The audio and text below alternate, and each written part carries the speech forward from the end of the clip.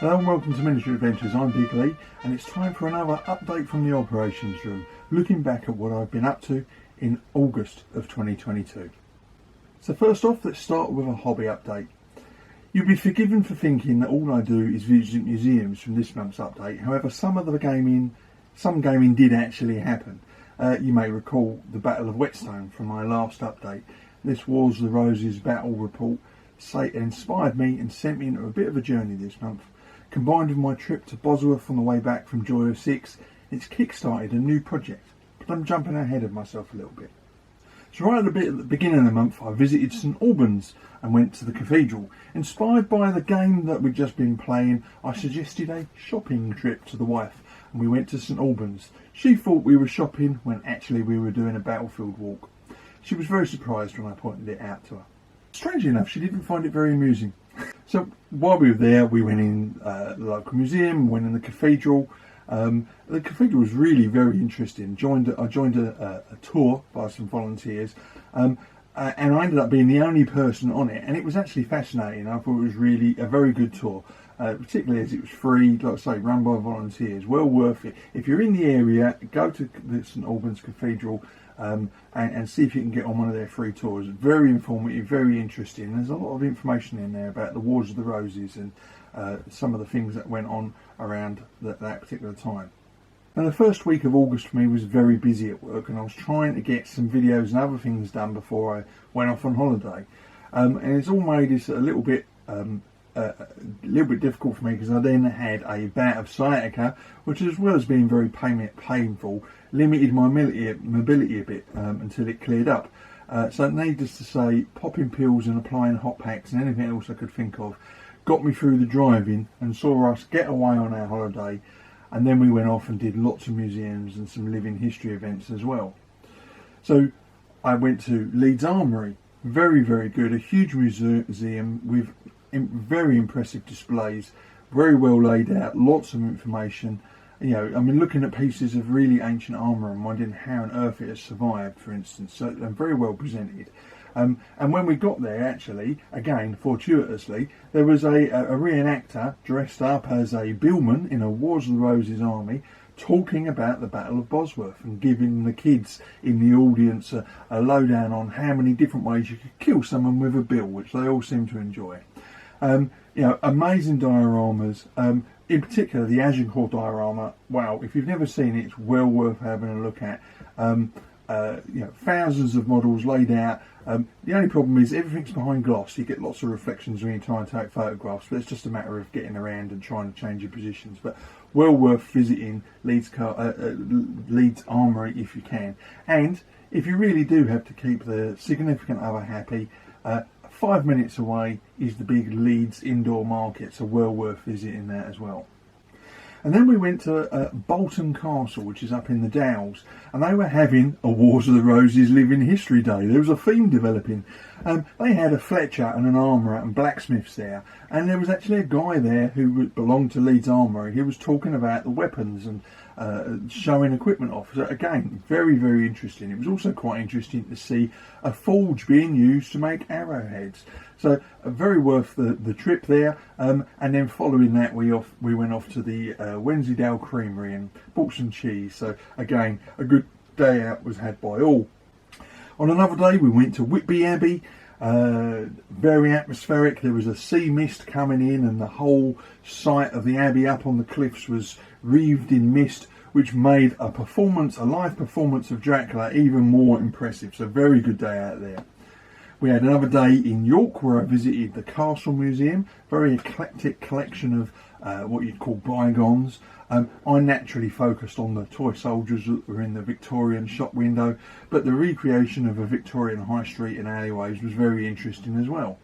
And while we were there, I managed to sneak off for an hour and did the York Army Museum.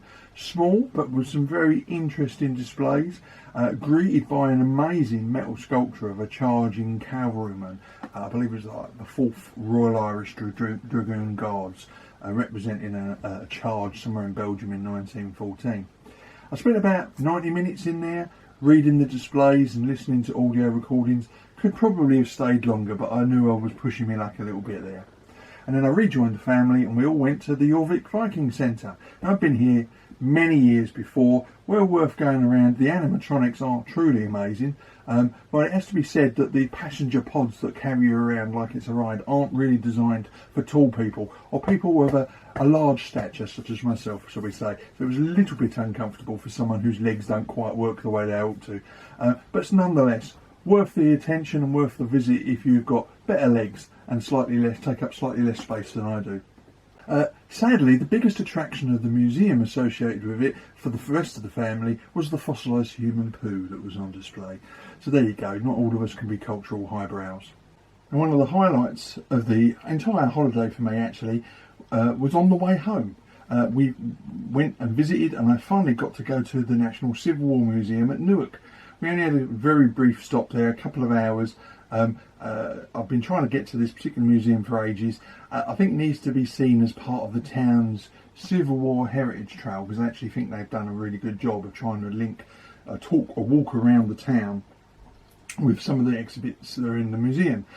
We did the trail last time we were here, and you know, like I say, it was only a flying visit as we were on our way home, but long enough to do the museum, have a good look around. There was some interesting standards and armour on display, some stuff on loan from the Royal Armouries, and lots of dented armour, which it is supposedly examples of proofing of the armour, but I'm sure that the owners didn't object to having lots of dents in their armour to make them look brave as well.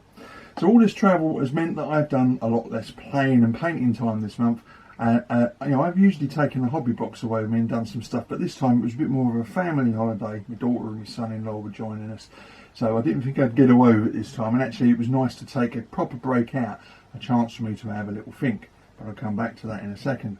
So while we were away, one of my pre-recorded videos came out on a Sunday where I talked about the difficulty you always have picking a set of rules for my new period. Too many choices, I said. And now I've had loads of suggestions from you, from subscribers following the video. They were all really helpful, either directing me to possible rule sets I hadn't considered or helping me to eliminate others from my decision making. I watched a lot of YouTube videos while I was away to also sort of help me get my head around the various choices and help me to make a decision. And in the end, just before I came home, I went online and I bought 2 6mm armies from Bacchus and a set of rules. And in the end, I went with Test of Resolve. Now, I've seen a couple of videos for this rule set. They looked really good. The more I've looked at it, the more convinced I was it was just the right one for me. I've now got the book, I've had a read through it, and I'm really pleased with it. I think it's going to be brilliant for what I want. Simple rules, intuitive, fast play, adaptable for 6mm, can be played solo and written specifically for the period, with plenty of period flavour and of course a load of scenario books. So I'm going to give this a whirl. I can always try other rule sets out once I've got my models painted up, but I needed a starting point. I needed something that I could work from, and I think this is going to do me really well. Now, right at the tail end of the month, I got a game in the Shed of War finally against a new member, Steve.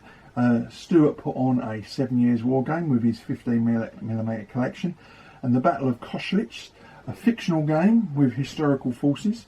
I played the Austrians against Steve's Prussians, and from the very beginning it was absolutely clear that poor old Steve had not made the necessary sacrifices to the dice gods.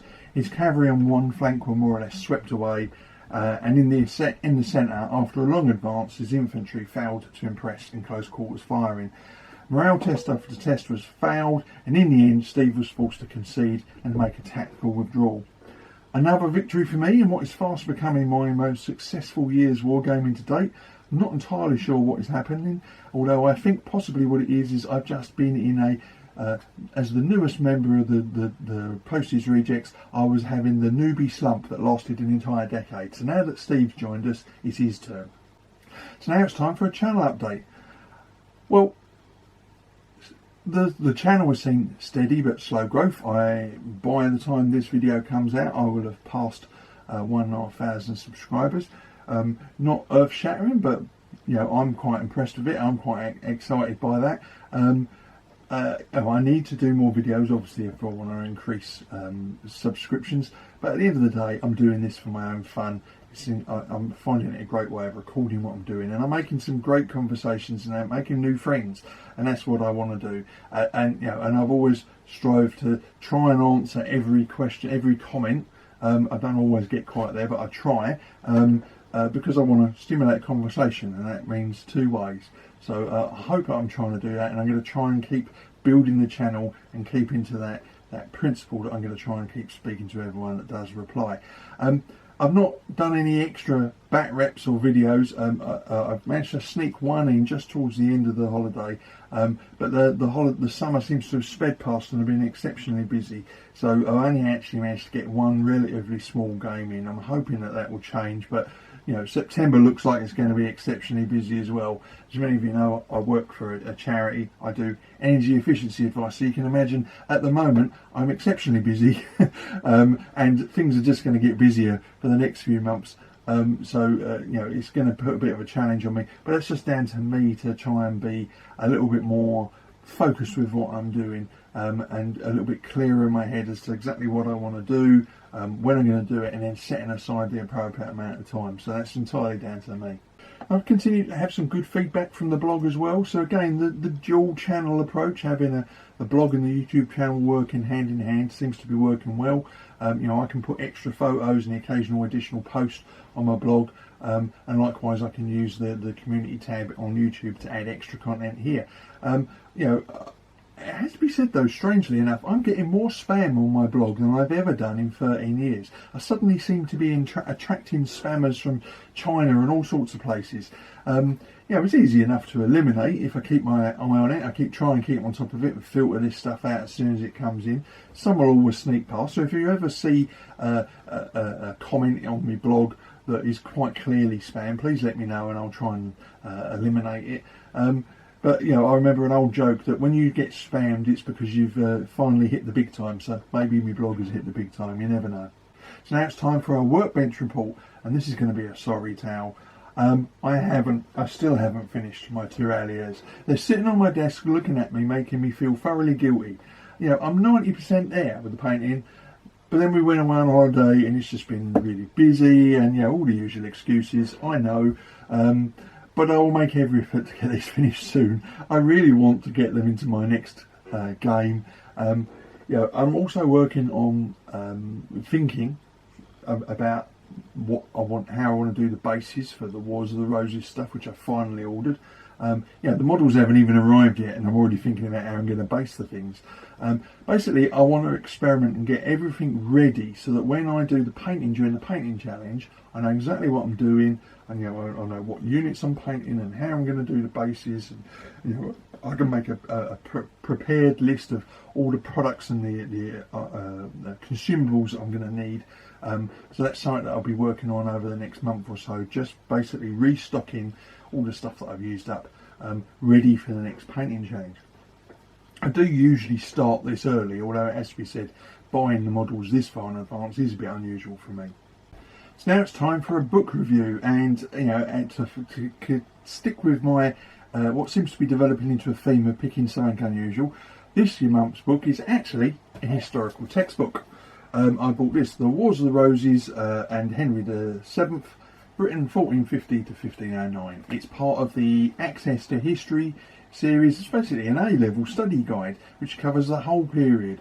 But there's a lot of detail in it, and because it's a textbook, it's in a very accessible format. I'm finding it to be a really good primer to the Wars of the Roses. I'm about halfway through, and I'm getting a really good idea of what's going on, what the key players are, the key political events and so on, because it's laid out in such a simple fashion. And then once I've read that, I can go off and find a different book and read it from a slightly different perspective.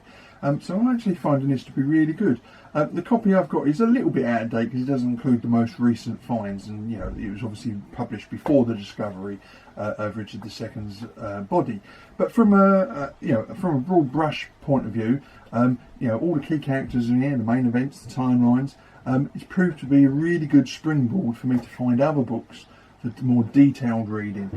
So there you go, as an idea. Try and have a look at history textbooks, not just the history books that we would normally buy, but actually A-level guides. They're pretty good. I'm really impressed with this, and I'm going to be doing something like this, but again in future if I can find a similar book. So I hope you found that interesting. If you enjoyed the video, of course, please join the conversation in the comments below, and of course like, subscribe and share. And if you want to keep up to date with content from this channel, please tap the bell notification icon. So until next time, stay safe, keep gaming, and of course keep rolling high.